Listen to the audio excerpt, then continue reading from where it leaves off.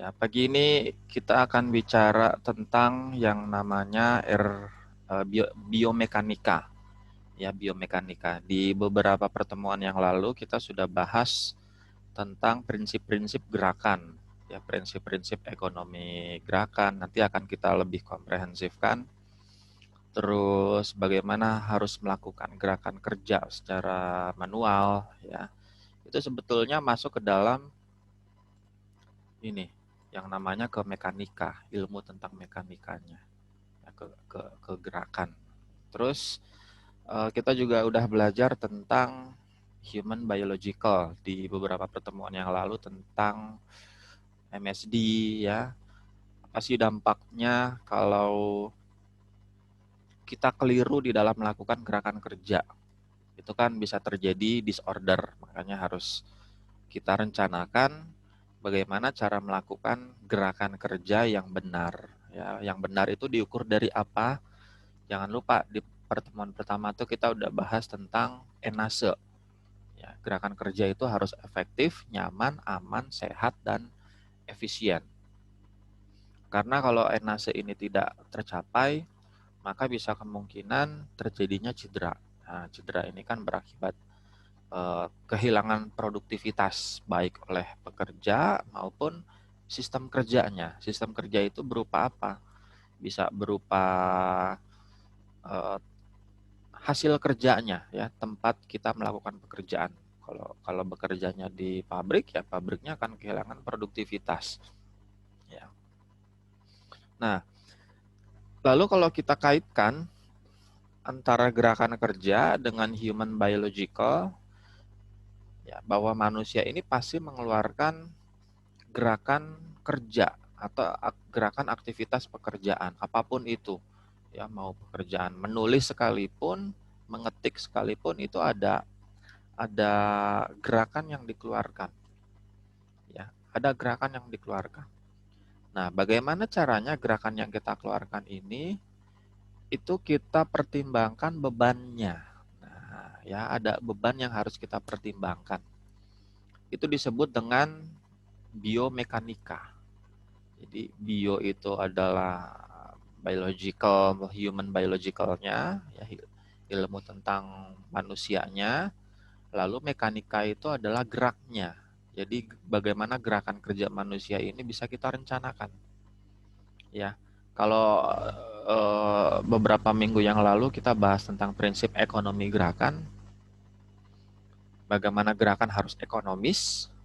Nah, harus bisa dibuktikan apakah gerakan itu sudah ekonomis atau belum, atau menyakitkan pekerja atau tidak. Nah, itu bisa kita ukur.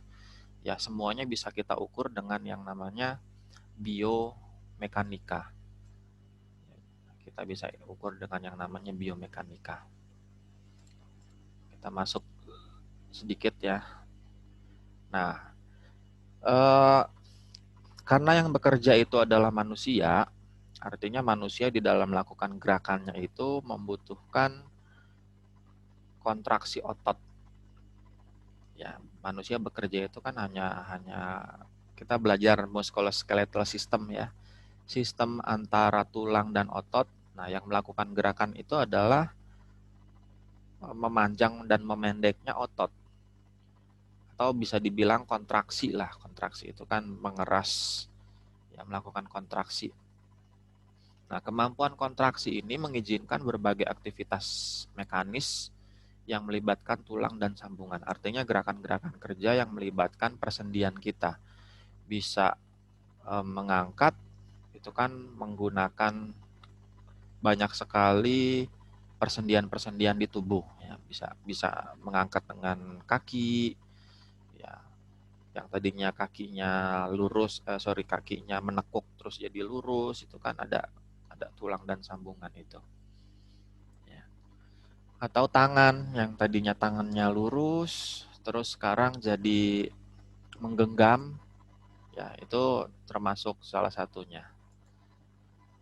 Nah, kontraksi juga kita bisa bilang aktivitas memendeknya otot, ya, yang tadinya memanjang menjadi memendek. Bisa mencapai setengah dari panjang otot pada fase rileksnya. Dari panjang normalnya, terus dia memendek, artinya melakukan kontraksi. Nah, itu eh, kita melakukan gerakan tuh kan seperti itu. Konsep dasarnya ya. Konsep dasarnya. Nanti dari kontraksi otot itu bisa dipecah lagi ke berbagai macam apa namanya? Ada proses-proses lain. Ya, ada proses-proses lain di situ. Nah, kontraksi diakibatkan adanya overlapping antara yang namanya filamen tebal yang terdiri dari protein miosin dan filamen tipis yang terdiri dari protein aktin. Nah, ini prinsip kontraksi otot. Kalau kita lihat berdasarkan dari struktur ototnya, ya, ini individual skeletal muscle. Nah, ini ada ototnya, ya. Nanti ada gambarnya nih. Ada gambarnya.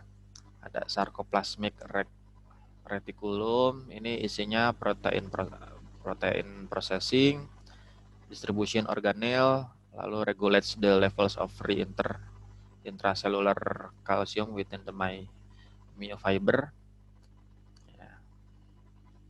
Nah, ini menghasilkan ada yang namanya tadi filamen tebal, ya, ada overlapping antara filamen tebal dan filamen tipis miosin dan aktin. Kalau nggak salah ada gambarnya deh. Ini filamen tebal, ini filamen tipis. Ya, saya nggak akan banyak bahas di sininya ya, karena ini lebih detail banget kalau yang di sini. Ya, ini kontraksinya. Ya, kontraksinya. Saat melakukan kontraksi, maka ya ini dia. Ini prosesnya begini. Ini ada perpanjangan, terus sampai melebihi 50%-nya itu sampai ke overextension. Ya, ini melakukan gerakan. Ya, atau yang disebut sarkomer. Kalau masih bingung, coba di search ya di Google. Sarkomer itu apa? Itu proses melakukan gerakan. Nah, di dalam melakukan gerakan juga ada yang namanya proses transformasi energi di dalam otot, di mana energi ini dihasilkan dari proses yang seperti apa sih? Pertama itu inputan berupa elektrik inputan itu yang ada di syaraf, ya, itu yang membangkitkan terjadinya perubahan kimiawi di dalam tubuh supaya menghasilkan apa? Energi. Energi ini dihasilkan dari apa? Dihasilkan dari oksidatif phosphorylation, ya, oksidatif phosphorylation. Ini bisa menghasilkan yang namanya adenosin trifosfat.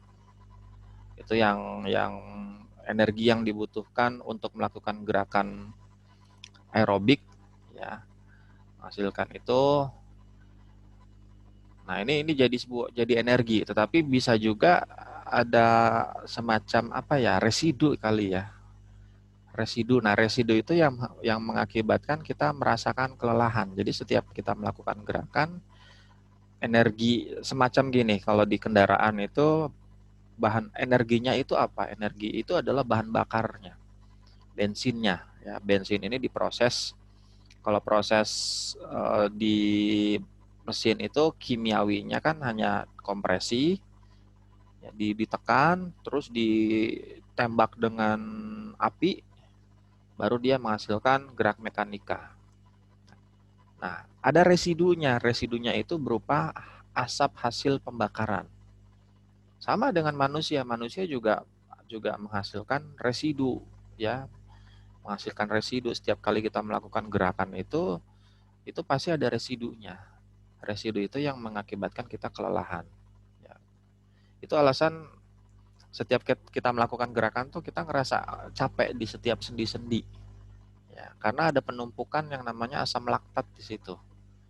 Ya, asam laktat. Gimana caranya kita bisa memecah asam laktat? Ada dua cara yang bisa dipakai, tetapi cara yang paling alamiah itu adalah dengan membiarkan aja diistirahatkan. dia akan pecah dengan sendirinya. Ya. Tapi ada cara yang lebih instan, tapi ini tidak dianjurkan karena dianggap akan merusak sendi dalam jangka waktu yang panjang. Kalau kita lakukan itu terus-menerus, sering dengar kalau orang tuh pegel-pegel di apa istilahnya tuh, dikretek-kretek gitu ya, dikretek-kretek gitu, itu solusi paling paling cepat untuk kita bisa pecah. Jadi waktu ada asam laktat di antara sendi itu kita tekan supaya dia pecah. Ya, sehingga pegel-pegel yang kita rasakan itu bisa hilang dengan cepat. Tetapi kalau kita lakukan dengan jangka panjang, ini berbahaya untuk sendi, ya tidak baik. Bisa terjadi pelebaran sendi, ya itu yang dikhawatirkan. Dan tidak bisa kembali lagi ke bentuk awalnya, ya. Nah, ada yang namanya dilihat dari pergerakan otot, ya ada pergerakan otot itu ada yang bersifat statis, ada lagi yang bersifat dinamis, ya kita udah belajar di beberapa pertemuan di awal itu. Kalau pergerakan dinamis itu bagaimana? Pergerakan otot yang mempunyai pembebanan yang berubah-ubah. Kerjaannya, geraknya berubah-ubah, pembebanannya berubah-ubah. Dia tidak sama, ya. Kadang gerakan kerjanya menjangkau suatu benda, nanti kadang gerakan kerjanya menekan, nanti ada lagi kadang gerakan kerjanya misalnya memukul. Nah, itu beda-beda. Pembebanannya dinamis, ya, selalu berubah-ubah. Atau kalau dari postur kerjanya itu tidak hanya diam. Misalnya kalau pekerjaan dinamis itu yang selalu berpindah posisi, ya, berpindah posisi. Dia harus jalan misalnya ya harus jalan. Itu kan berubah-berubah tuh. Ya. Nah, ada lagi pergerakan otot yang statis. Nah, statis ini seperti gerakan kerja yang tidak berubah-ubah. Contohnya kayak kerja operator tol, ya, dia kan hanya duduk saja, hanya duduk tidak kemana-mana. Itu termasuk ke dalam golongan pekerja statis. Nah, dari dua jenis pergerakan otot atau pergerakan kerja ini, yang paling cepat menghasilkan fatigue atau kelelahan itu adalah gerakan otot yang statis. Ini betul banget nih, gerakan kerja yang statis itu sangat melelahkan sekali. Ya, makanya banyak dimanfaatkan oleh senam yoga. Ya. Senam yoga itu kan lebih banyak gerakan statis. Posisi kontraksi otot yang ditahan dalam jangka waktu tertentu yang relatif lebih panjang. Gerakan-gerakan yoga itu kan gitu. Itu lebih cepat kita ngerasain capek dibanding dinamis. Ya, dinamis. Saya kalau lari jogging, ya jogging 1,5 jam itu masih kuat. Tapi kalau yoga itu 20 menit aja udah rasanya bukan main itu. Ya pilates tuh 20-30 menit itu rasanya udah ngos-ngosan. Dibanding kalau gerakan yang dinamis, jogging, senam itu bisa lebih panjang. Nah, karena kelelahan otot gerakan statis ini jauh lebih cepat menghasilkan kelelahan, maka kita bisa berikan solusi. Solusi yang pertama itu adalah pembagian tugas atau job sharing. Yang tadinya pekerjaannya dihandle oleh satu orang, kita bisa bagi, kita bisa sharing, ya, menjadi misalnya 2 orang atau 3 orang, ya, disesuaikan dengan pembebanannya. Nah, yang kedua itu adalah memberikan variasi tugas. Jadi ada variasi tugasnya. Diberikan beberapa variasi, jangan monoton. Jangan monoton. Atau bisa juga dengan rotasi. Rotasi pekerjaan. Tadinya di A, bagian A, terus dia dipindahkan ke bagian B dengan dengan job spec ya, job specification yang tidak terlalu berbeda. Kalau job desk itu kan udah pasti beda-beda. Tapi kalau job spec itu yang namanya spesifikasi akan ada kesamaan. tugas utamanya itu apa. Nah, itu bisa diberikan rotasi, ya, rotasi. Kalau kita lihat juga berdasarkan jenis kontraksi otot, pembagian kontraksi otot itu ada isometrik, itu kontraksi otot yang statis, jadi kayak mengkontraksikan otot tapi tidak terjadi perubahan panjang dari otot, ya, itu isometris. Atau isoinersial, ini berupa kontraksi otot dengan pembebanan yang konstan. Kita ngangkat beban dengan beban yang konstan. Ada lagi esentrik, itu kontraksi otot yang memanjang.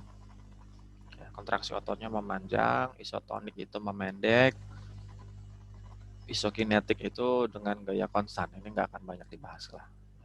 Saya mau bahas nanti di faktor biomekanikanya aja yang paling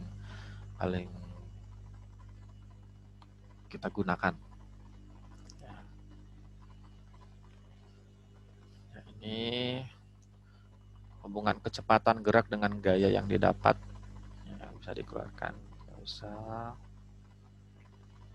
Nah, masuk ke biomekanika. Ya, apa itu biomekanika?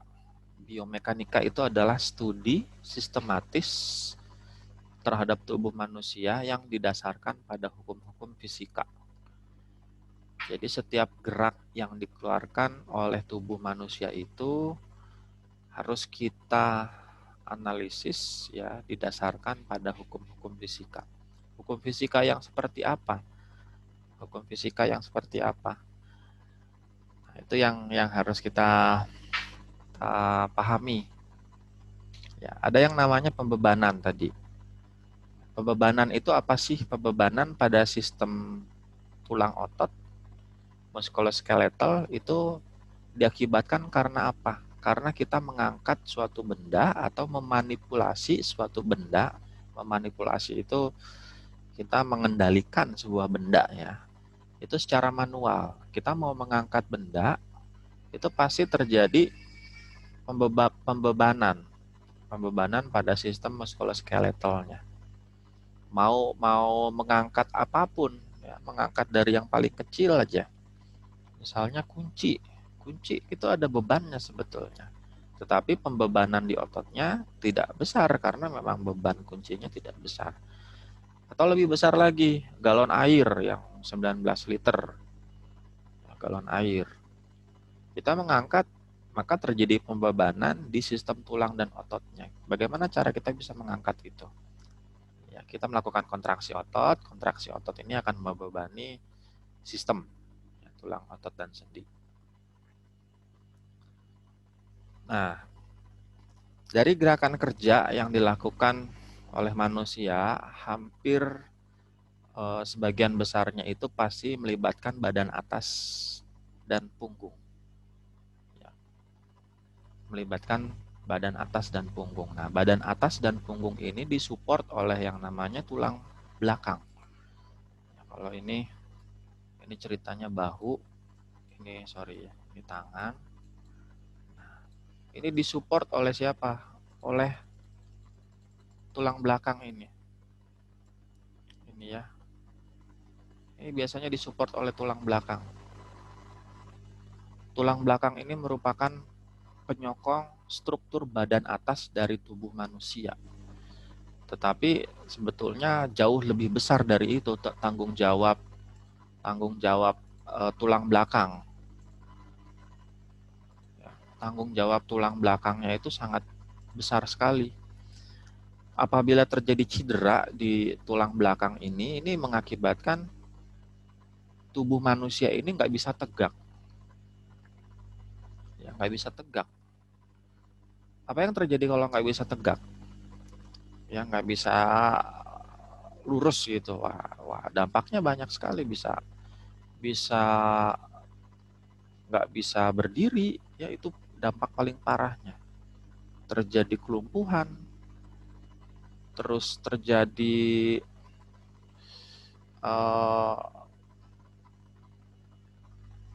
lumpuh seluruh badan, itu bisa terjadi tuh. Karena badan ini disupport oleh tulang belakang, sehingga tulang belakang ini harus kita jaga betul, ya, struktur tulang belakang ini kan terdiri dari ada ligamen-ligamen, ya, atau ada segmen-segmen. Di pertemuan yang lalu tuh kita udah lihat tuh tulang belakang itu terdiri dari segmen-segmen, ya, ruas-ruas, ya, terdiri dari ruas-ruas tulang belakang. Ya, ini di setiap ruas ini ada syaraf. Nah, jangan sampai syaraf ini terjepit di setiap ruas-ruas. Ya, di sini juga ada disnya. Ada nggak gambarnya ya? Oh, nggak ada gambarnya. Ya. Nah, hampir banyak pekerjaan beban berat itu pasti disupport oleh ini tulang belakang. Ya. Jadi saat tulang belakang ini yang support beban dari kepala. Ini ada kepala disupport oleh tulang belakang, lengan juga disupport oleh tulang belakang, sama bagian batang atas tubuh manusianya ini juga disupport oleh tulang belakang. Ya.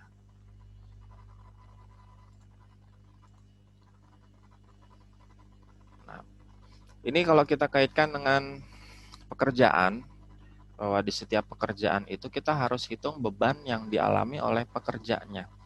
Ini ilustrasinya ya. Ini ada seorang pekerja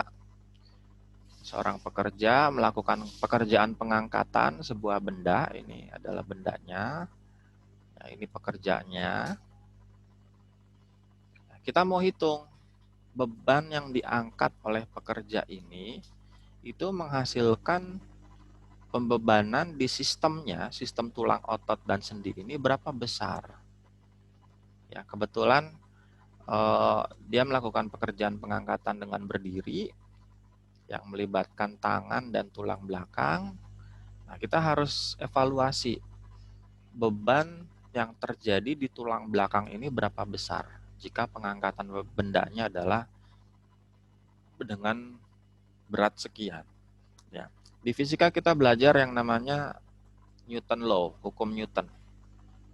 Ya, hukum Newton itu ada satu, ada hukum Newton 2, ada hukum Newton ketiga. Kalau masih ingat, hukum Newton 1 itu apa? Sigma F sama dengan 0. Artinya terjadi kesetimbangan. Ya. Ada lagi hukum Newton kedua, sigma F sama dengan M kali A. Ada percepatan. Ya, ada lagi yang ketiga, hukum Newton itu F aksi sama dengan F reaksi. Ya, F aksi sama dengan F reaksi.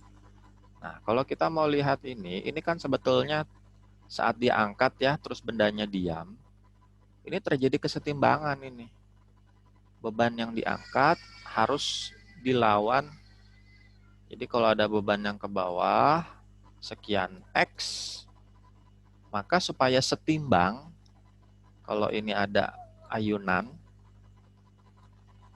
ya, maka harus beban yang berlawanannya, yang melawan ini itu sebesar X juga.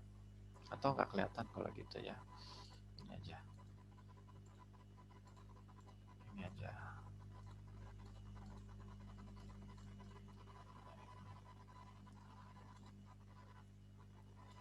Kalau ada beban yang ke bawah sebesar X, supaya bendanya diam, maka harus ada beban yang ke atas sebesar X juga.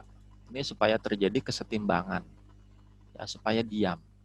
Di tubuh juga sama. Saat ada beban yang harus diangkat, ini kan tertarik gravitasi, maka tubuh ini harus melawan, ya, memberikan beban yang berlawanan dengan ini, ya, ke atasnya. Atau kalau ini udah ada, nah, gini deh, supaya konsisten ya dengan ilustrasi gambar manusianya. Konsep yang tadi itu tentang ayunannya. Ini ada ayunan. Ada ayunan. Ini senternya ya, senternya. Supaya ini diam, nggak jungkat-jungkit, ini harus diberikan beban yang sama, X-nya. Kalau kita ilustrasikan ini adalah bendanya, ini adalah benda yang kita angkat, lalu ini sistem tulang ototnya, ini adalah tulang belakang di tubuh kita. Nah, ini tulang tubuhnya, maka harus ada pembebanan di sini supaya ini bisa keangkat, supaya bisa diam. Ada pembebanan di sini. Ya, di sini ya.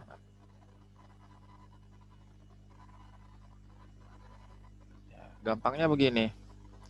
Kalau ini kita lihat ya dari gambar manusianya ini. Ini adalah benda yang diangkat, ini tangan, ini tulang belakangnya, maka harus diberikan pembebanan di ototnya, otot di bagian punggung. Nah, berapa besar otot tulang punggung ini harus melakukan pekerjaannya? Kita hitung dengan hukum Newton tadi. Ya, ada yang namanya momen gaya, ya, momen gaya. Ini saya hapus dulu ya. Ini hapus dulu. Ada yang namanya momen gaya. Jarak dikalikan besar gaya. Kalau ini besar gayanya 222 Newton dengan jarak 1 meter, maka tinggal kita kalikan gaya dikalikan jaraknya adalah 1. Sama dengan ini sisi yang kanan, ini sisi yang kiri. Ini kiri, ini kanan. 2221 dikalikan 1 jaraknya. Lalu gaya yang berlawanannya adalah ini masih F dikalikan jaraknya adalah 5. Nah, kita mau cari F-nya. F-nya itu berapa? Besar pembebanannya. Ya gampang lah kalau udah begini. Itu bisa dicari dengan F sama dengan ini 222 kali 1 adalah 222. Berarti 222. Kita samakan dulu satuannya. Newton. Newton itu kan meter. Kalau ini masih 5 cm, berarti ini harus dirubah jadi meter, 0,05 meter.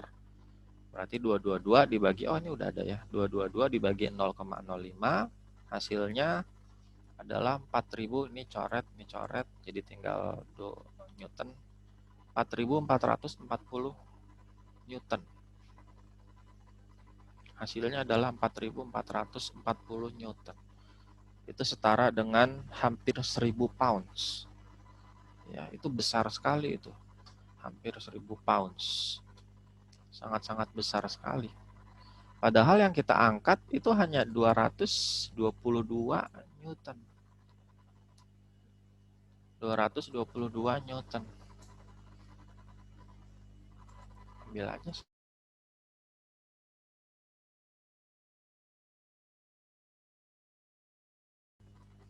Ya, 222 Newton. Itu jika jarak pembebanannya itu dilakukan sepanjang 1 meter. Jadi kenapa alasan kalau kita mengangkat sebuah benda itu tidak mendekati pusat tubuh, itu semakin terasa lelah. Ya. Angkat benda tapi tangannya dijulurkan ke depan, tegak lurus, itu berat sekali ya. Ini karena ini alasannya.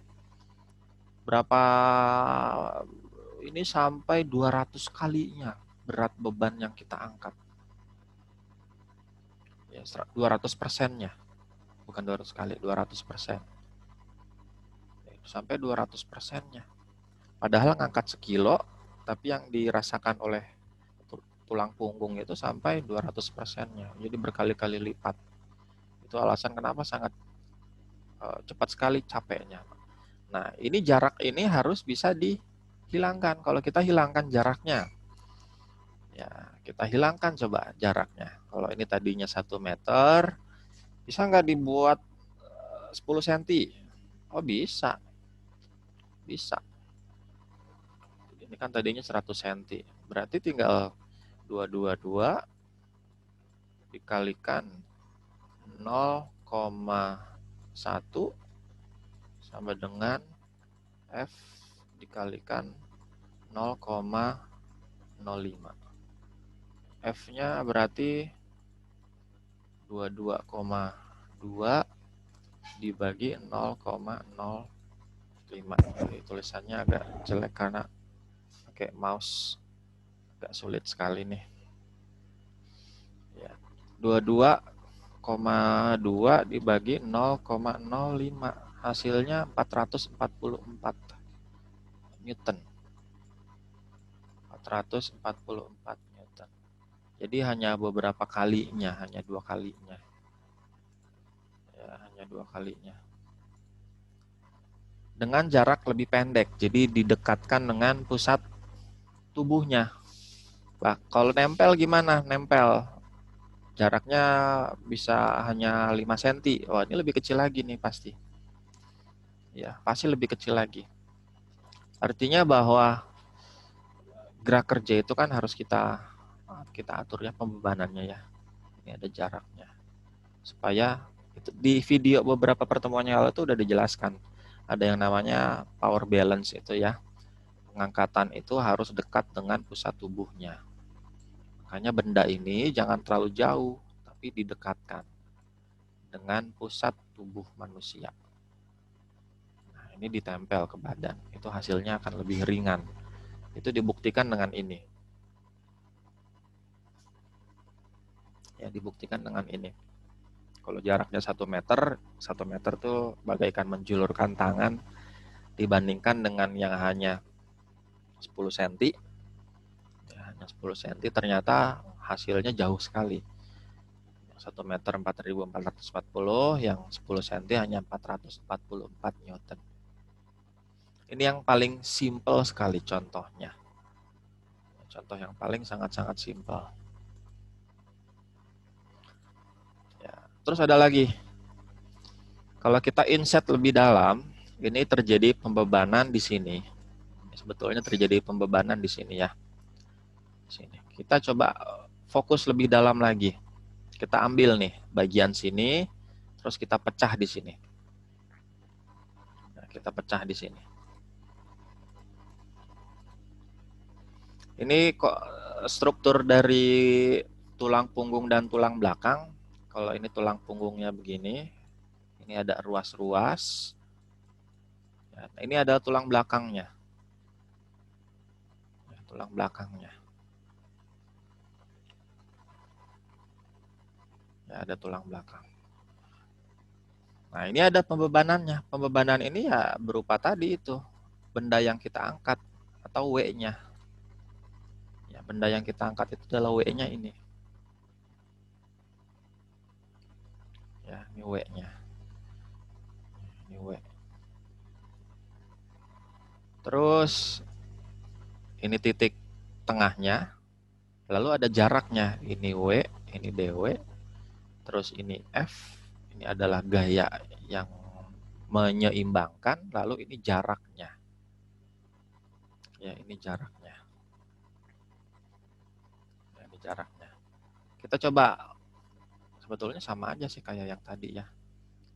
Kayak yang tadi. Ini DF. Kalau tadi 10, kita coba dengan 5 ya. Ini 5. Ini konsep mengangkat benda tapi sampai nempel ke tubuh lah. Ya, sampai nempel ke tubuh. Ini saya mau ngangkat sebesar 100 Newton. Nah, kira-kira beban yang diterima oleh bagian tulang belakang ini itu berapa besar? Ya, coba sekali aja.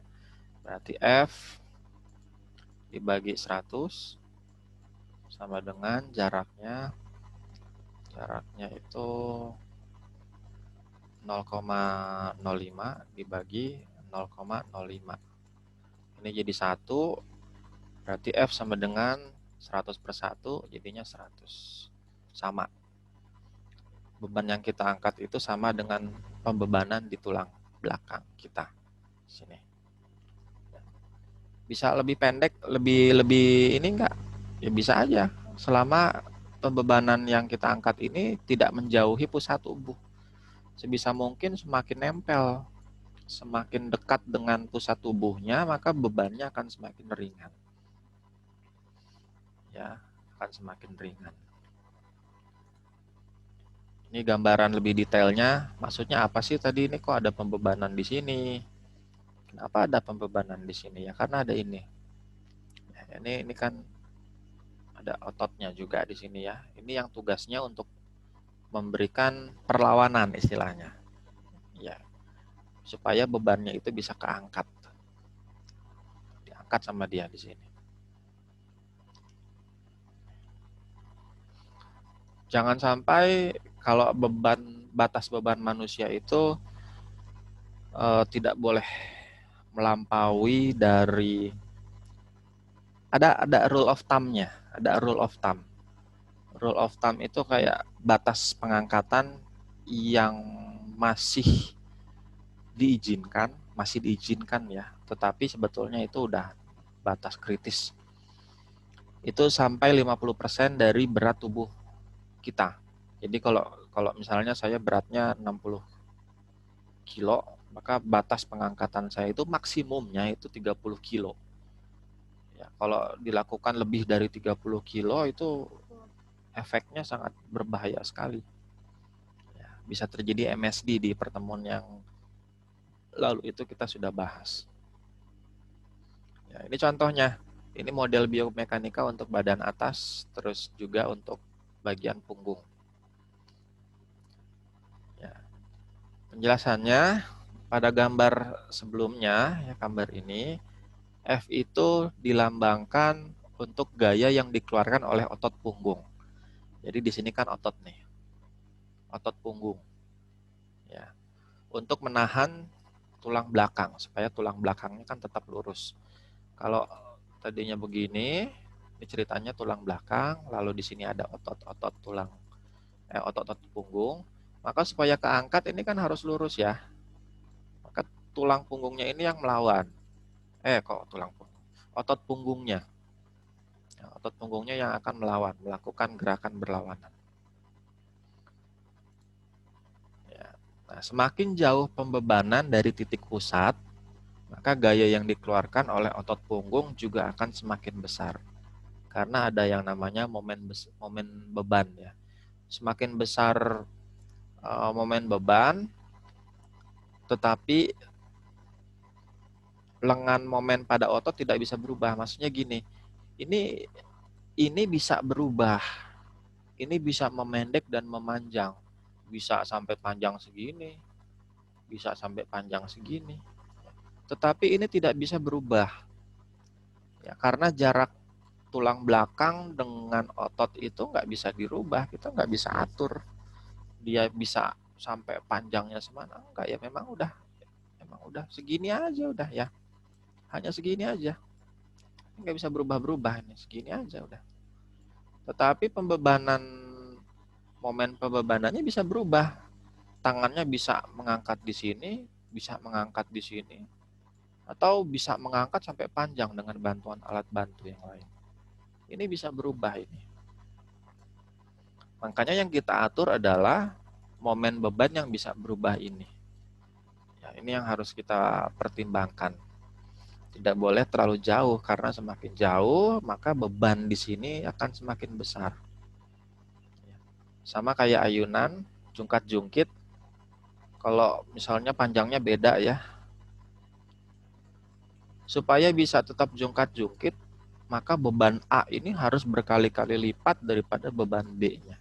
Kalau ini hanya satu orang dengan beban 50 kilo, maka di sini harus sampai orang yang beratnya bisa 150 kilo gitu misalnya ya. Supaya dia bisa tetap jungkat-jungkit. Kalau enggak ini pasti akan ke bawah terus. Ini yang harus dibebani dengan beban yang besar.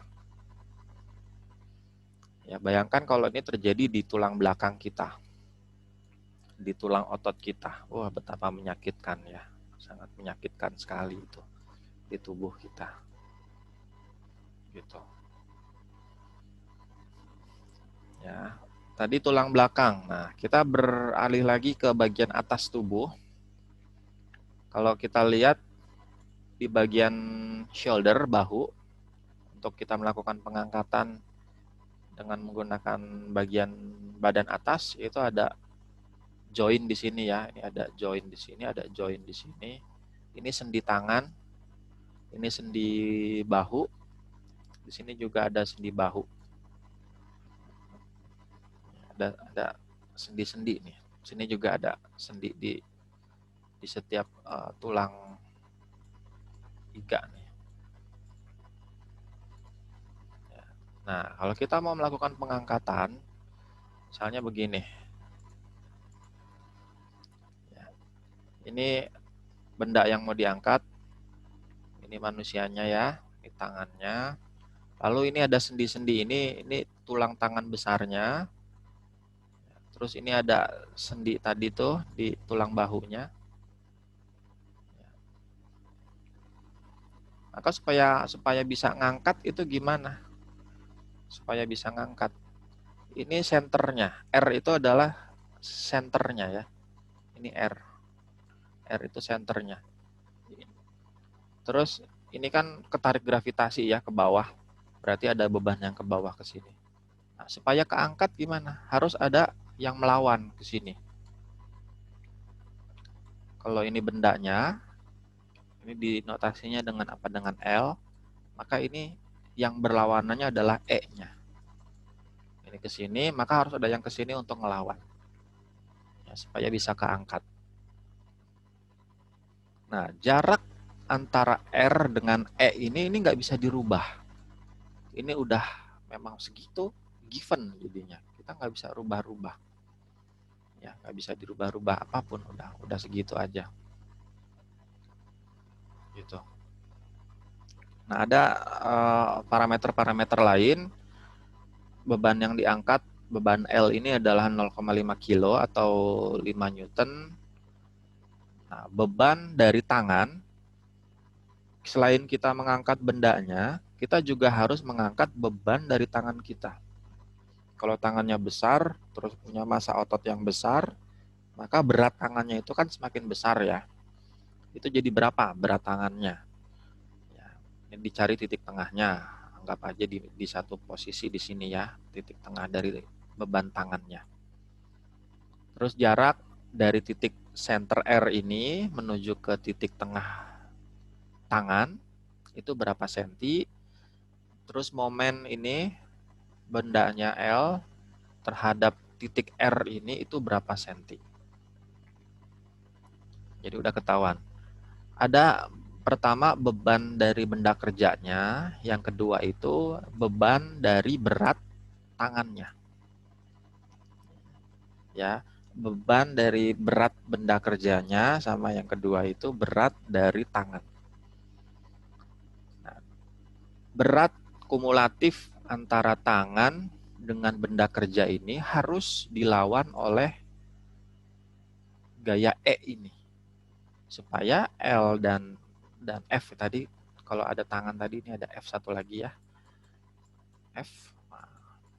Maka E-nya itu harus E sama dengan F kali L. Ya, E sama dengan F kali L. Berapakah ini? Kalau kita anggap aja, misalnya berat tangannya 1 kilo lah, anggap aja 1 kilo ya, sekali 1. Lalu L-nya tadi anggap aja 5 kilo. Ya, 5 kilo. Berarti E-nya itu harus melakukan perlawanan gaya sebesar 6 kilo. 5 plus 1. Ya, ini plus, sorry ya. 5 plus 1, berarti 6 kilo. Itu kalau hitungan gampangnya ya. Tapi ini kan nggak gini, karena ada momen di situ. Ada jaraknya. Ya, terus gimana cara ngitungnya? Nah, ini udah ada jawabannya lah. Jika diketahui berat tangan orang tersebut adalah 0,05 kali dari berat tubuh totalnya, ini udah dikasih tahu. Berat tangan itu adalah 0,05 kali dari berat tubuhnya, berat tubuhnya. Dan berat tubuhnya adalah 1000 Newton. Berarti berat tangannya itu hanya 0,005. Ya, 1000 1000 dikali 0,05 itu sekitar 50. Ya, 50 Newton. Berarti berat tangannya itu 50 Newton. 50 Newton. Nah, tadi udah ada ya. Berat L-nya udah ada. L-nya itu 5 Newton. Ya. Kita mau hitung gaya E yang dikeluarkan oleh otot tadi, otot deltoid namanya. Ya, di mana lengan momen dari pusat massa otot ke titik tumpu adalah 3,5 cm. Jadi jarak antara E ini dengan R ini adalah 3,5 cm. Ya, kita bisa hitung.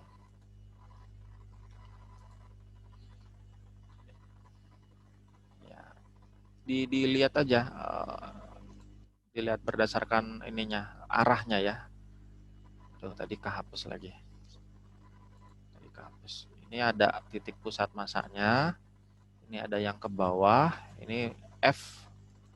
Ya, ini F. Terus ada lagi L. Terus ada lagi ini E. Ini R ya, titik pusat massanya. Titik pusat massa. Nah, yang berlawanan jarum jam itu bisa kita notasikan dengan minus. Ya, minus. Jadi minus E dikalikan jaraknya 3,5 cm. Ya, 3,5 cm ditambah F dikali jarak F ke R. Ya, terus ditambah L dikali jarak dari L ke R. Ya, nah ini udah ada nih. E jaraknya ke titik tumpu itu ke R itu adalah 3,5 cm. Ini 3,5 cm.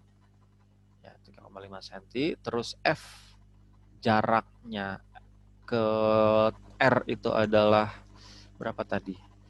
35. Ya, ini 35. Makanya ini ada 35. Terus ini F. F itu kan tadi dibilang 1000 Newton 0,05 kali dari berat tubuh total. Berarti 0,05 dikalikan 1000. Hasilnya 50. Ini 50 Newton kali 35 jaraknya ditambah L. Ya, L ini berapa? Ini tadi dibilang 5. Ini jarak. Ini bebannya 5. Hilang nih.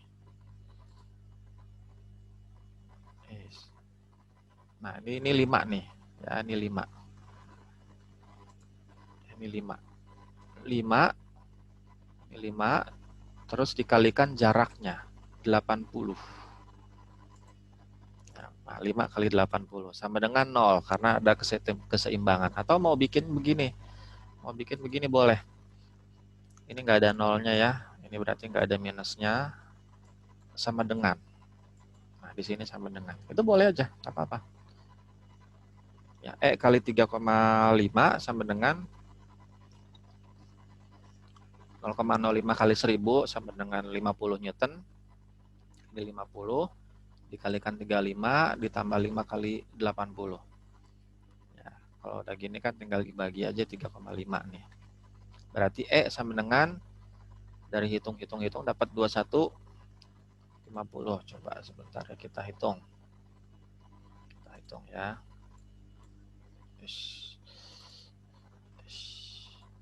Ini 50, 1000 kali 0,05, 50 dikalikan 35. Itu hasilnya 1750. Jadi hasil 1750 ditambah 5 kali 80 itu 400. Ya. 400 ditambah 1750 itu hasilnya 2150. Ya, dibagi dengan kalau ini E kali 3,5, saya mau cari E-nya aja. Ya, berarti yang ininya aja dipindah ruas. Berarti di sini jadi dibagi 3,5. Hasilnya 2150 dibagi 3,5. hasilnya 214,28 Newton atau dibulatkan ke atas 214,3 Newton. Ya. Itu kurang lebih kalau berat tubuhnya 1000 Newton, itu 0,6 dari berat tubuhnya. 0,6. Ini sudah melewati rekomendasi aman, karena rekomendasi aman rule of thumb-nya itu 50%. Berarti harusnya tidak boleh melebihi 0,5 berat badan tubuh. Ya. Pembebanan sebesar itu sangat berbahaya ternyata. Pembebanan seperti ini. Karena tangannya kasihan ini. Dia sampai melebihi batas maksimalnya ya.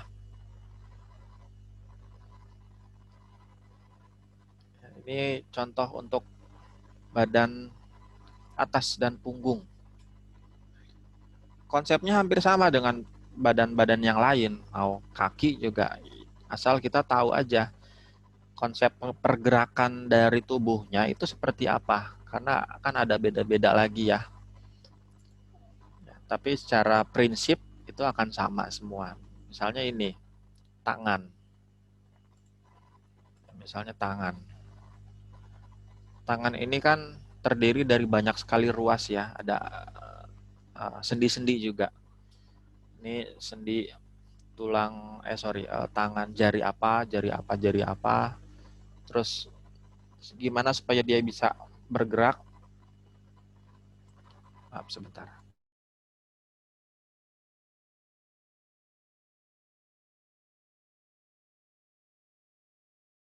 Oke. Ya, ini ada sendi-sendi. Nah, setiap sendi ini ada jarak-jaraknya. Kita mau melakukan pembebanan di ujung jari, maka ujung jari kita itu kan setiap sendinya harus berlawanan ya.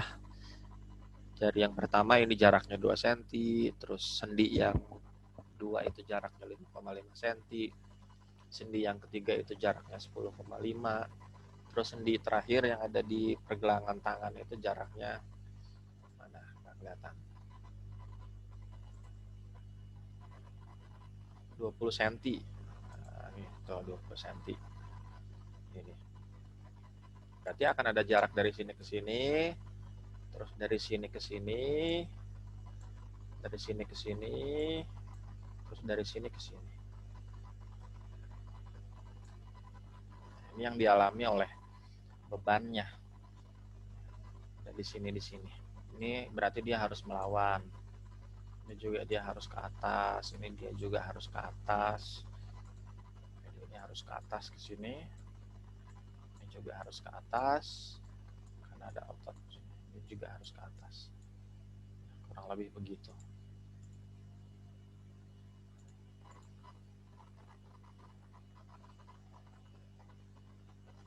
Udah ada penjelasannya. Ya, berdasarkan dari gambar, ini ada beberapa jarak, distance, jarak antara join itu tadi sendi ya, sendi DIP terhadap jarak terhadap pembebanannya itu 2 cm.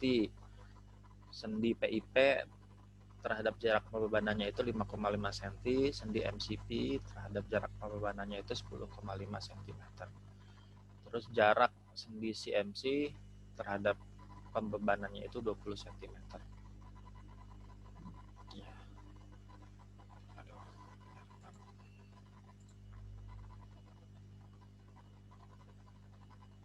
Ini udah dihitungkan.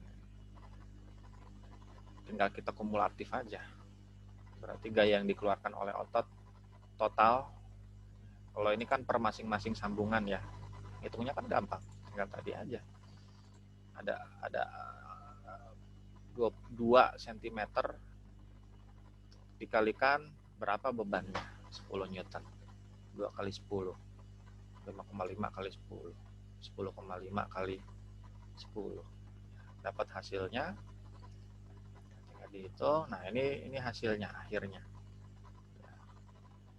muscle effort itu 40 Newton untuk sendi DIP, PIP-nya 73,3, sendi MCP-nya 105, sendi MC-nya 160. Kalau kita mau hitung totalnya pembebanan di otot itu hasilnya jadi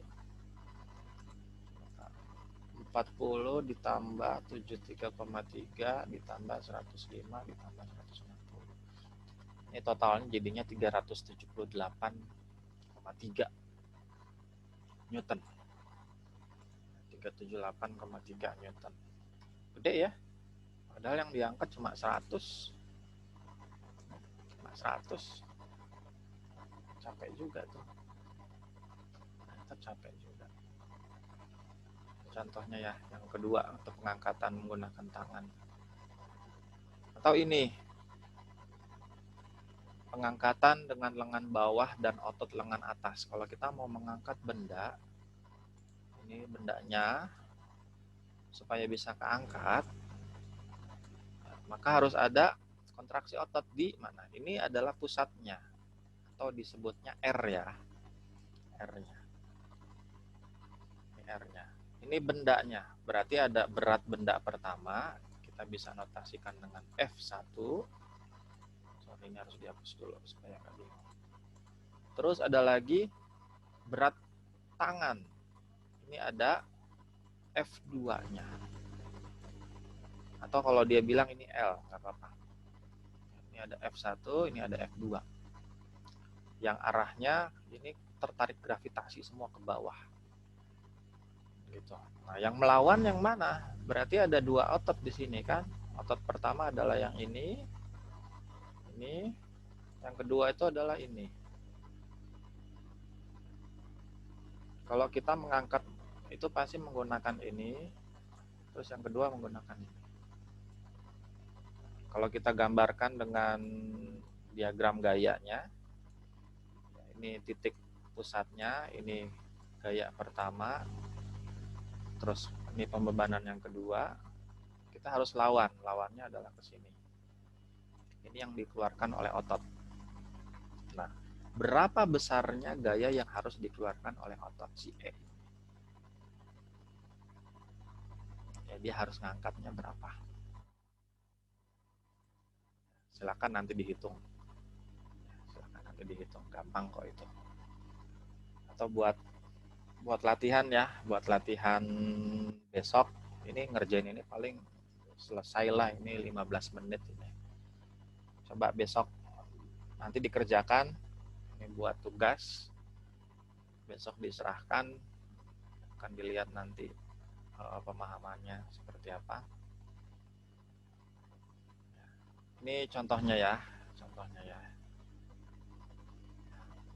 Jika beban yang diangkat itu adalah 90 Newton, ini bebannya 90 Newton, dan lengan beban adalah 18 cm, jadi ada jarak antara titik pusat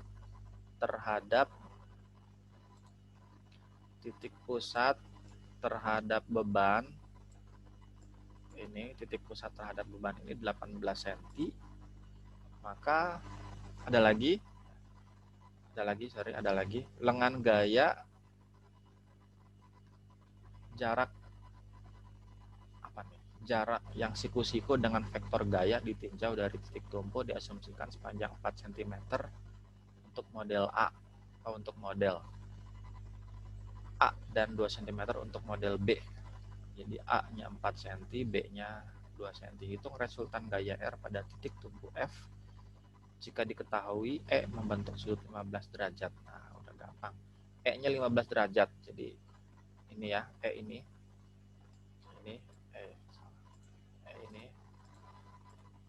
Ini 15 derajat.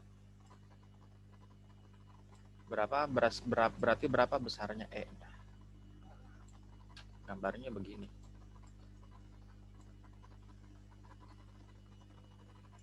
Ya, gambarnya begini. Nah, itu gampang.